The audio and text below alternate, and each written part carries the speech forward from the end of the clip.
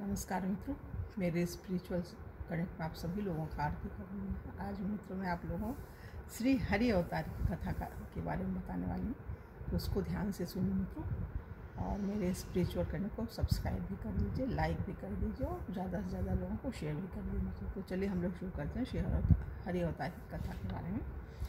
त्रिकुटाचल पर्वत पर जब ग्राह ने गज को पकड़ा था, तब उनकी आर्तवाणी को सुनकर भगवान श्रीहरि प्रकट हुए। इन्होंने ही ग्राह को मारकर गजेंद्र की रक्षा की तथा लोगों के बड़े बड़े संकट हरण करके श्रीहरि यह नाम चरितार्थ किया। कथा इस प्रकार से है।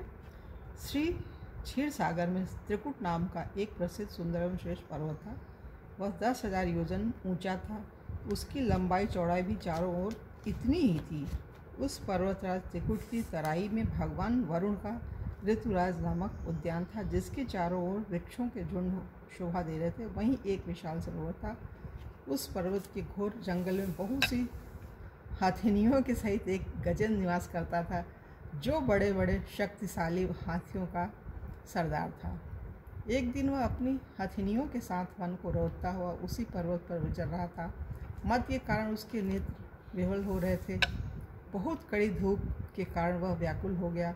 वह साथियों सहित प्यास से संतप्त होकर जल की खोज में फिर रहा था कि उससे दूर ही से कमल के पराग से सुवासित वायु की सुगंध मिली, जिसके सहारे वह उसी सरोवर पर पहुंचा और स्नान कर श्रम मिटाया, प्यास बुझाई, फिर उसमें गृहस्थों की भांति क्रीड़ा करने लगा। जिस समय वह इतना उन्मत्त हो रहा था, उसी समय एक बलवान ग्राह ने क्रोध में भरकर उसका पैर पकड़ लिया। हाथी और हथिनियों ने शक्ति भर सहायता की, पर वे गजेंद्र को बाहर निकालने में असमर्थ ही रहे। गजेंद्र और ग्राह अपनी अपनी पूरी शक्ति लगाकर भिड़े हुए थे। कभी गजेंद्र ग्राह को बाहर खींच लाता तो कभी ग्राह गजेंद्र को भीतर खींच ले जाता। इस प्रकार 1000 वर्ष बीत गए। 1000 वर्ष तक ये सब चलता रहा। अंत में गजेंद्र का उत्साह, बल तथा शक्ति क्षीण हो गई और ग्राह का बल, उत्साह और शक्ति बढ़ गई। गजेंद्र के प्राण संकट में पड़ गए। वह अपने को छुड़ाने में सर्वथा असमर्थ हो गया। बहुत देर तक अपने छुटकारे के उपाय पर विचार करता हुआ वह इस निर्णय पर पहुंचा, जब मेरे बराबर वाले हाथी भी मुझे न छुड़ा सके, तब ये बेचारी हथिनियाँ कब छुड़ा सकती हैं। ग्राह का मुझे ग्रस लेना विधाता की फांसी है। अतएव अब मैं संपूर्ण विश्व के एकमात्र आश्रय परम ब्रह्म की शरण लेता हूँ, जो प्रचंड काल रूपी सर्प से भयभीत प्राणियों की रक्षा करता है तथा मृत्यु भी जिसके भय से दौड़ती रहती है।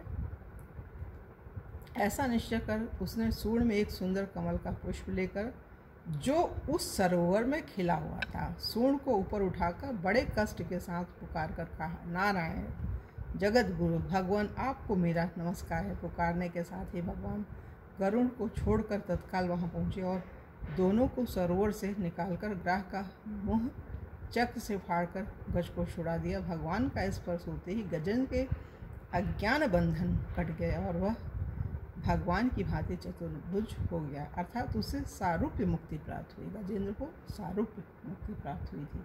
भगवान उसे अपना पार्षद बनाकर अपने साथ ही ले गए। तो मित्रों, यहाँ पर श्री हरि अवतार की कथा पूरी हो रही है और कल की वीडियो में आप लोगों को श्री हंस अवतार की कथा के बारे में बताएंगे। तब तक ले जय हिंद, जय भारत, ओम शांति, ओम शांति।